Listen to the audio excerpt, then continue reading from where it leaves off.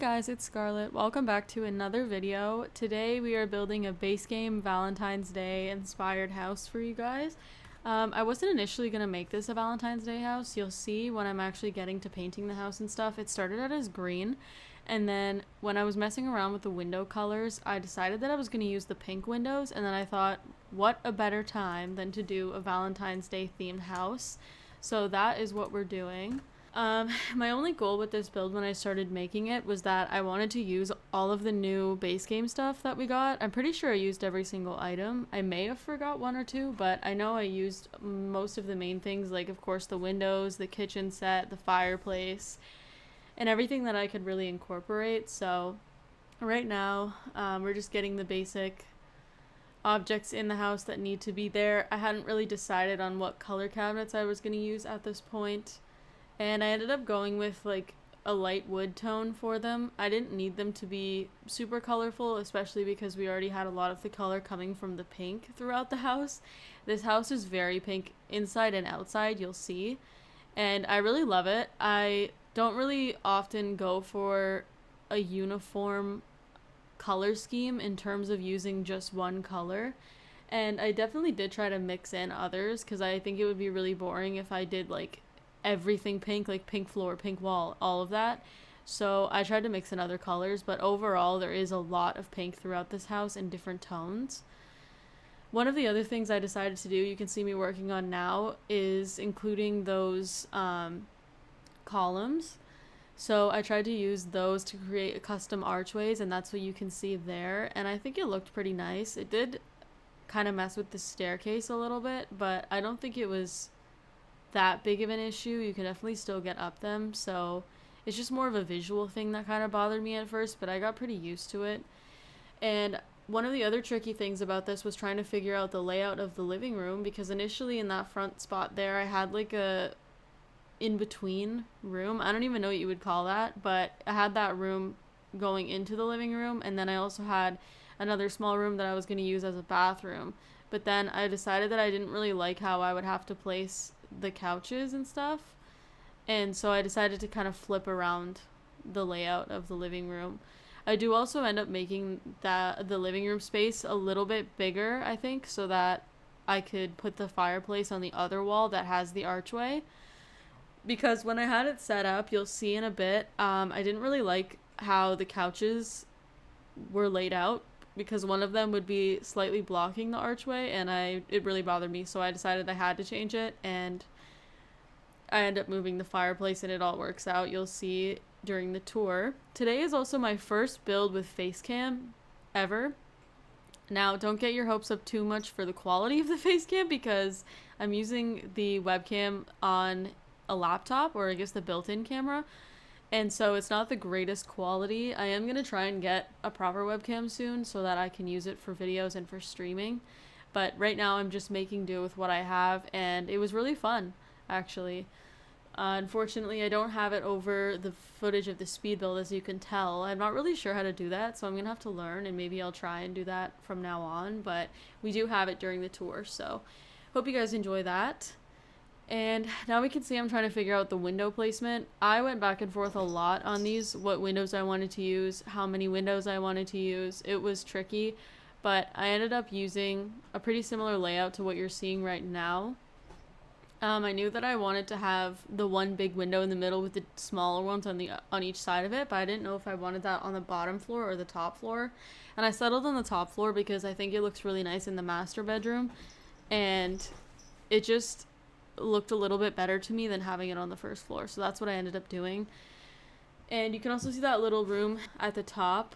It doesn't really have any purpose whatsoever other than to make the house look better, and I think it fit in really nicely. I think if I wouldn't have had that, it would have looked pretty weird in that spot with just the roof, so I added that. Now you can see I'm starting to paint the house green. A lot of the colors that I was trying out, and the stone was kind of bothering me. I usually build with every pack that I have, and I don't often restrict myself to building with just the base game, just because I've only really build for myself, at least before I started the YouTube channel. So now I'm gonna have to be a little more mindful of how many packs I'm using and stuff, because I do want you guys to be able to play in these builds that I make as well.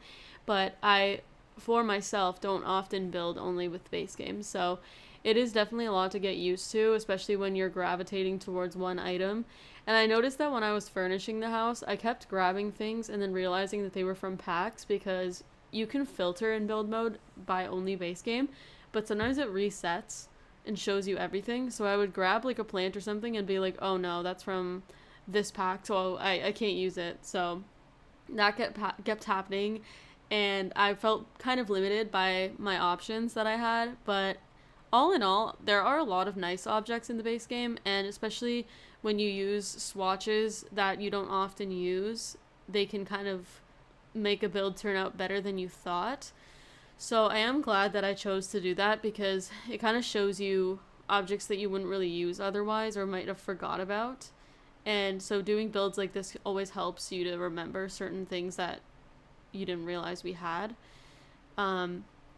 And then now you can see I'm doing the fencing on the back. It was really irritating me how those fence posts were like auto placing, because I only wanted them, I didn't want them anywhere actually. I only wanted the columns to be the dividers. So when those kept popping up in the spots that I didn't want them to, I was like going back and forth between picking what fences I wanted to use. And I ended up having to settle for one that I wasn't planning on using initially, but I actually ended up not hating it at the end. I liked it. It just wasn't what I initially had hoped for. I hope that in the future there's an option to select where you want the posts yourself. I'm pretty sure in The Sims 3, with most of the fences, you could place them in increments, and wherever you stopped the placement, there would be a post. So you could kind of customize where your fence posts were. And if I'm remembering that correctly, I think I liked that a lot better. It is convenient sometimes to have the fences auto-place the posts, but other times it really, really irritates me. So I had to get used to that, but we ended up getting it all figured out. Now I'm working on the dining room. I wanted to use curtains, and I was worried that all of the curtains were going to be ugly till I remembered that these ones come in all white. So that was a lifesaver. It was a perfect option, and I ended up using them in a lot of the different spots throughout the house. I found it kind of weird trying to put curtains on that window in the front, in the master bedroom, because of the fact that there are different heights, but I don't mind it. Having that middle tall one not have any covering on it, it doesn't really bother me that much. I know for some people they would want the whole window to have the curtains going across it and like have the rod go all the way across, but for me, I just figured that having the detail on the windows added something to the room rather than it having to be perfect looking. So I'm changing up the stone here on the side, and I think soon is where I will discover that I should be using pink. Yeah, so right now I'm going through trying to pick what siding to use until I realized that I could use that pink siding. I was going to make the columns pink as well, but then I decided that it might be too much, and it might be better to leave the pink accents to the siding and the windows and stuff. So, and also I didn't like the fact that the columns had the baby pink on them and not the same darker pink that we have on the windows. So I also didn't really like that. But I think for other uses, those pink swatches of the column could be useful. I just didn't use them in this particular one. And then when I was trying to decide what stone I wanted, I hated all of them. So I was like, hey, what about bricks? And I was like, is there even a white brick that comes in the base game? And there was, thankfully, and it's pretty neutral. It's not too busy looking, so I put that around. And then right about here is where I'm trying to figure out if we have pink fridges.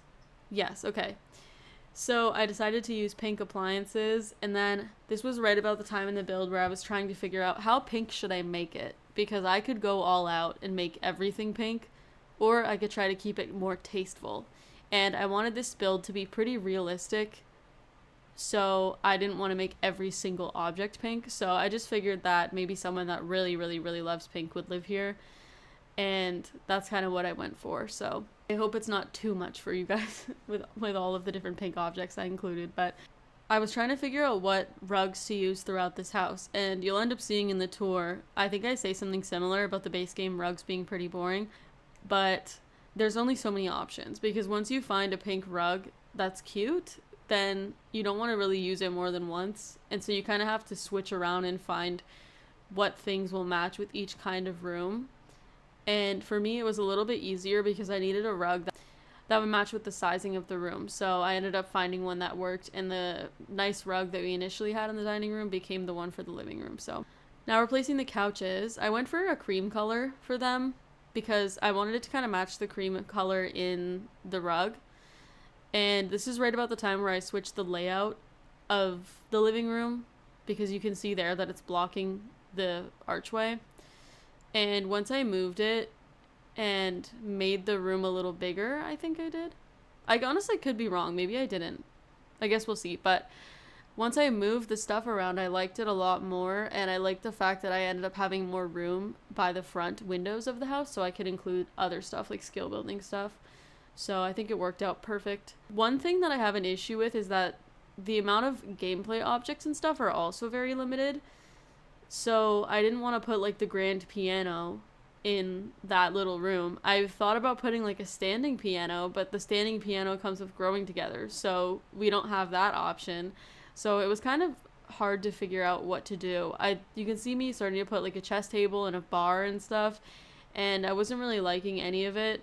I didn't mind the chess table, but I ended up deciding to put it outside instead on the front porch, so that's where that went. And I ended up kind of just putting like a table over here and an easel and stuff. I also decided to use one of those holiday frame TVs. I'm really sorry if you guys don't have the holiday reward items from the event that just happened a few weeks ago. I'm hoping most people would have gotten them. I'm not really sure. Let me know down below if you guys actually take the time to play the challenges. I've heard that they don't take a long time. I kind of played it over the course of a couple days, so I've never tried to do it all in one sitting, but I've heard some people say that you can. Like, it only realistically takes maybe like an hour of actual gameplay to be able to get the rewards. And right now, actually, you guys can do the new Blast from the Past event. Is that what it's called? It brings in a lot of new things, like a decorative old landline phone and milk cartons that have, one of them has Bella Goth on it. There's a lot of cool stuff that they're bringing in with this challenge, so I definitely recommend you guys go do that, or at least go and see what rewards come with it and see if it's something that interests you, because once the event is over, you can't get the rewards anymore. So I think it's worth taking a little bit of time to try and just get those, even if you don't know if you're going to use them. So you can see me decorating the table. I was trying really hard to not be repetitive with the items that I was placing throughout the house, and a couple of them do repeat just because there's really not that many options, especially when you're trying to think of a specific thing.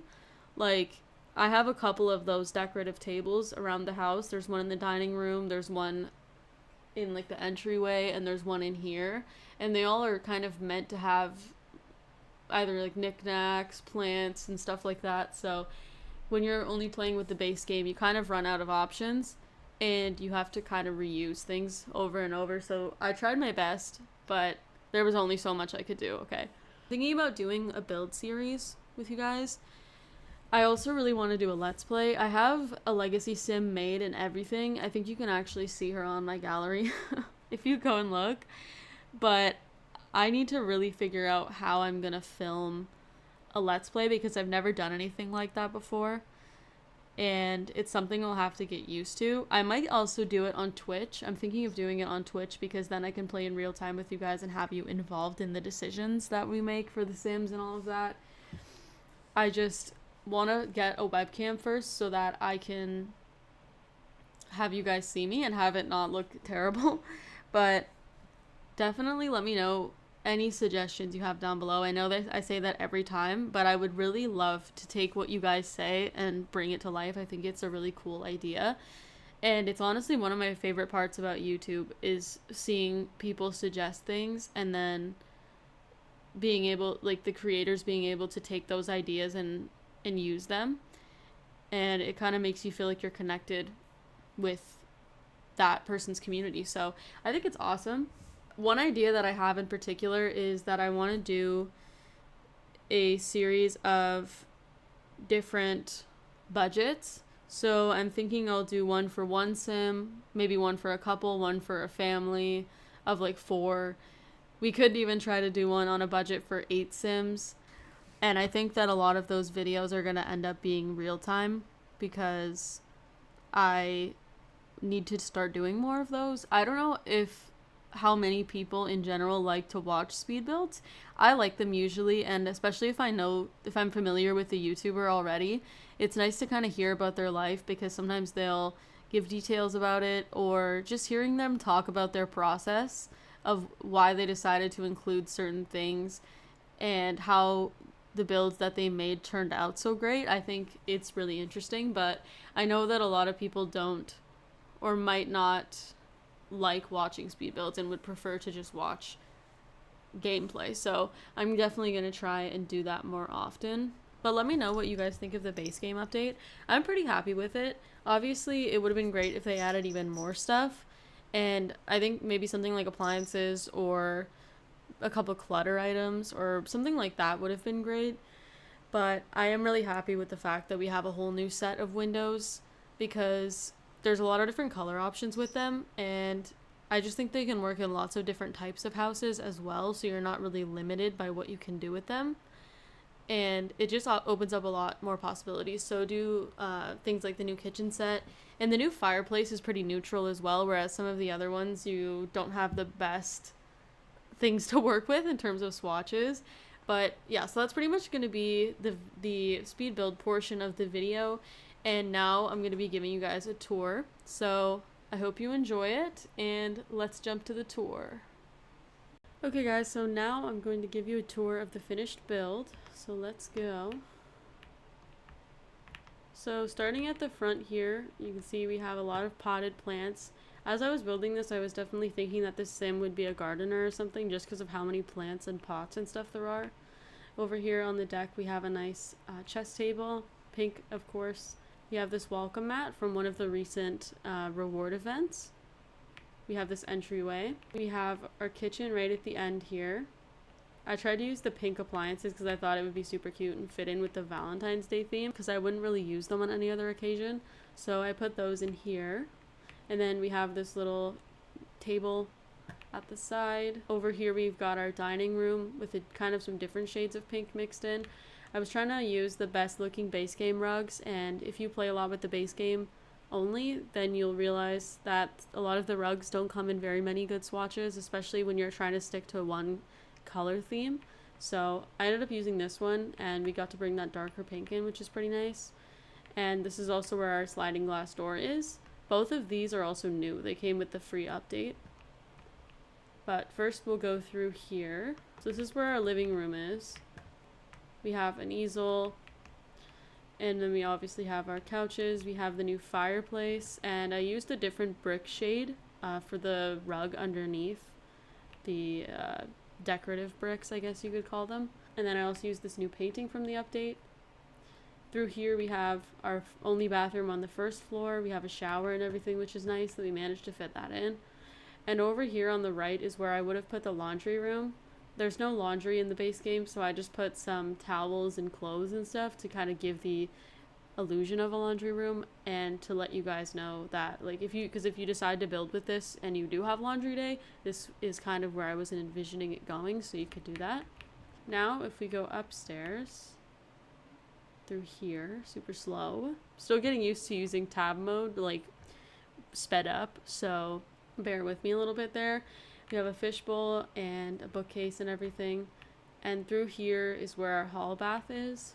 Again, a lot of pink accents. I thought these pink sinks were really nice because they're pretty subtle. They're not like fuchsia or like, you know, those super vibrant base game colors.